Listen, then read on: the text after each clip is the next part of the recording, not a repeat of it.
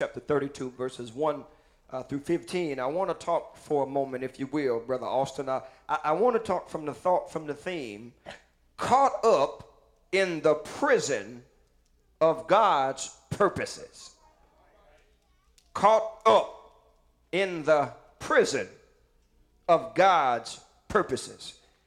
God won't let me leave this prison thing alone. Taylor Jones, when I was a lad of a boy, one of the things that I used to hear just about every parent or every guardian or every grandparent in the neighborhood, Kevin, as we would go to the houses and play, I would hear just about all of them say that God works in mysterious ways. Yeah. They either had their back up against the wall, Renee, or they had something that they could not get out of, and God somehow miraculously stepped in his own way and in his own time delivered them. And all that they would say is that God works in mysterious ways. You ever heard it? I ain't by myself. Can I vote the house? Yeah. Ever heard anybody say that? And I discovered that what the older people were saying when they said that God works in mysterious ways, what they were saying is that he works in ways that you and I just can't understand. Yeah. And see, they didn't know even that they were being theological in their disclosure. Because Job says it twice. In Job chapter 5, verse 9, Andrew, it said, God, which doeth great things, are unsearchable, marvelous things without number.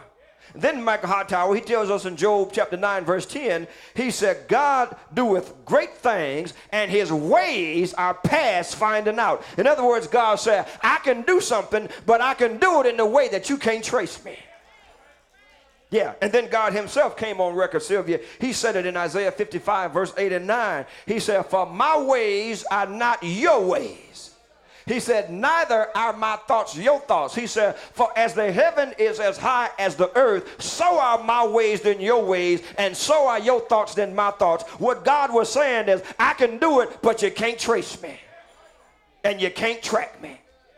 So my brothers and my sisters, God does move in mysterious ways, but even more mysterious, guess what now? He does this, watch this now, in us. In us. He does it, Summer, for us. He does it around us. And even more mysterious affairs, more hard to believe, he does it by us. God Almighty. And when he does it, Ashley, we find ourselves standing back, scratching our head, singing the famous words of Britney Spears and say, oops, he did it again. On this Christian journey, my brothers and my sisters, there will be times when we find ourselves caught up in the vortex of God's eternal plan. And Brother Floyd Hudson, as hard as we try, sometimes we will just not be able to make sense of it all. Have you ever been there?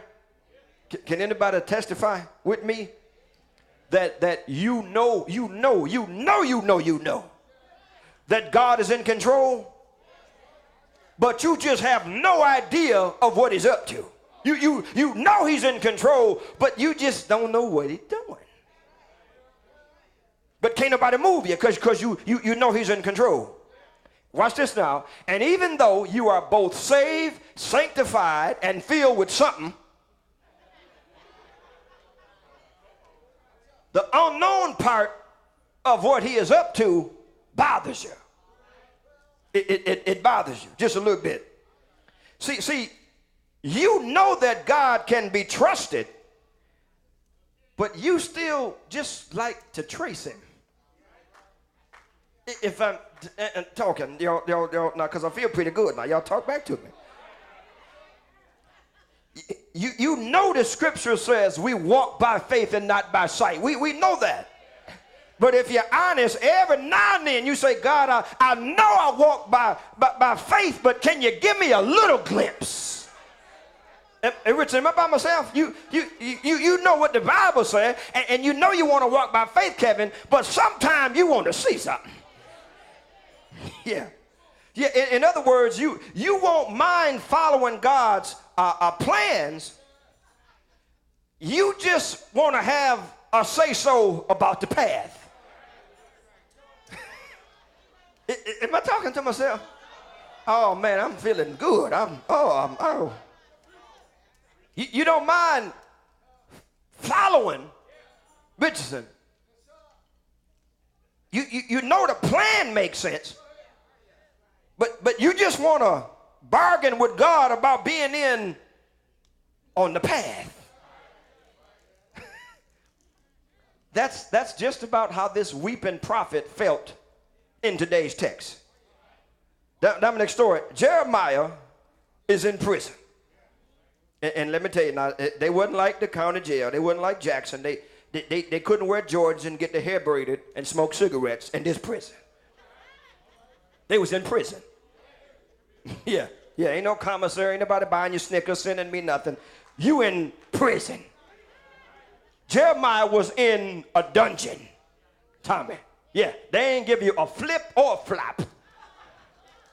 You'd be happy in this prison to get an orange jumpsuit. That's clothing. I'm trying to tell you, he in prison, Ray.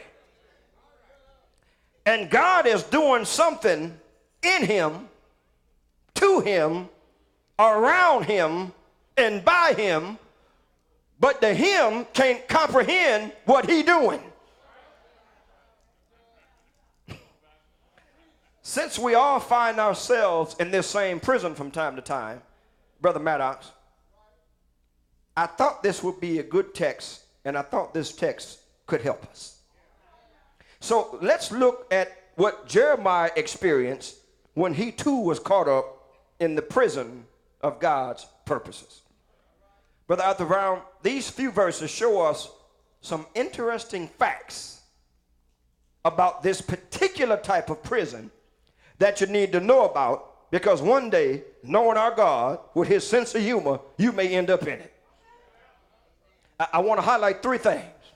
And because if there's so much in here, on week one, I just want to talk about on today, I want to talk about this particular prison can be a place of confusion.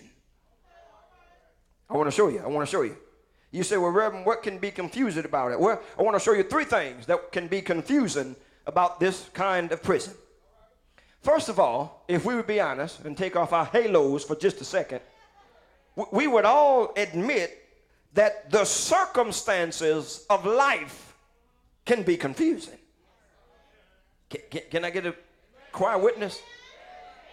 Amen. The circumstances of, thank you, I got some hands, so if y'all don't clap, we got some hands that will. The circumstances of life can be confusing. Even before Jeremiah Glorious arrived in this prison, his life had been a series of devastating circumstances. According to Jeremiah chapter 16, verse 2, Jeremiah had been denied the comforts of love and family. God told him in chapter 2, in Jeremiah chapter 16, verse 2, he said, thou shalt not take unto thee a wife, neither shall you have sons or daughters in this place. So Jeremiah didn't experience the happiness that Ed and Julia are experiencing, because God told him, said, boy, you can't get married. Did y'all hear me? And notice how God's structure is. Not only did God say you can't get married, you can't have a wife, he said, and you shall have no sons or daughters in this place. So what he said, you can't even have a girlfriend and a boo. Because the only way you have children is if you're married. And I just told you not to marry. So ain't gonna be no shaking and baking.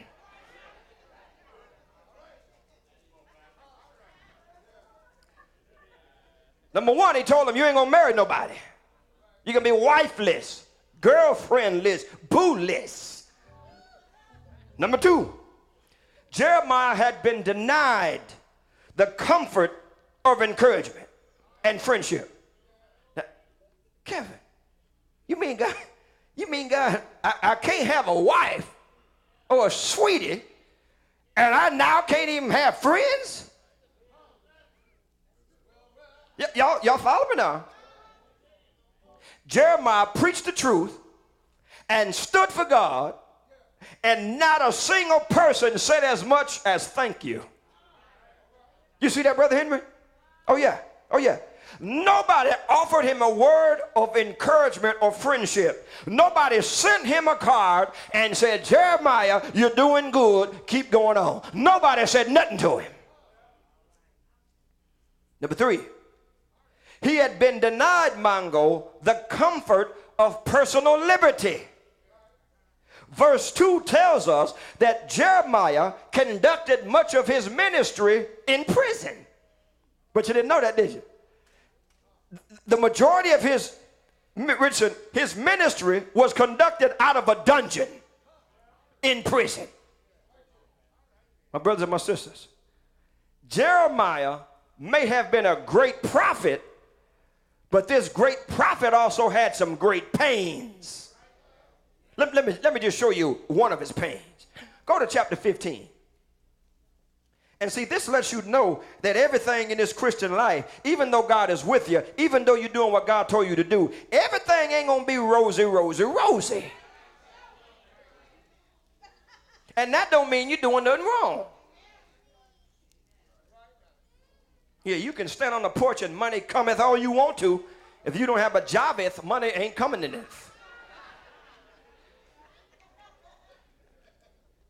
Jeremiah chapter 15. Let me show you his pain and confusion. Jeremiah chapter 15. You with me? Let's look at verses 15 through 18. I'm going to show you a brother that was in pain. Watch this. Y'all got to read this with me. Don't fool me. Now, don't be in Leviticus. Look at your neighbor. Is everybody in Jeremiah? Verse 15. O Lord, thou knowest, remember me as he forgot it, and visit me, and revenge me of my persecutors. Take me not away in thy long suffering.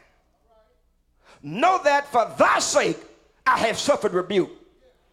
Florida, he said, God, I'm here in the dungeon. You've forgotten all about me, but I'm here because of your sake. Follow me in the text. I'm going to show you his pain. Verse 16, thy words were found, and I did eat them. You need to eat this Bible, y'all. And thy words was unto me the joy and rejoicing of my heart. For I am called by thy name, O Lord God of hosts. Watch this, y'all. I sat not in the assembly of the mockers, nor rejoice. I sat alone, Lord, because of your hand. For thou hast filled me with indignation. Now watch the pain that God's prophet is in verse 18. Nicole, he said, why is my pain perpetual? It's not stopping. It's continuous, RJ. Watch this, y'all. And why is my womb incurable when you are the Lord that healeth thee? Watch this. You refuse to be healed. You refuse to heal my body. Watch what Jeremiah says. Will you altogether be unto me as a liar? He talking to God. Look, y'all. And as waters that fail. Jeremiah said, I'm in pain. I'm in prison. Are you going to be to me as a liar? This prophet is in pain. He's confused. The circumstances of life, I'm telling you, they can be confusing to you. And they were to Jeremiah. God Almighty. In fact, get this now. Sean Gibson, there is no record that Jeremiah ever got a single convert in over 50 years of ministry.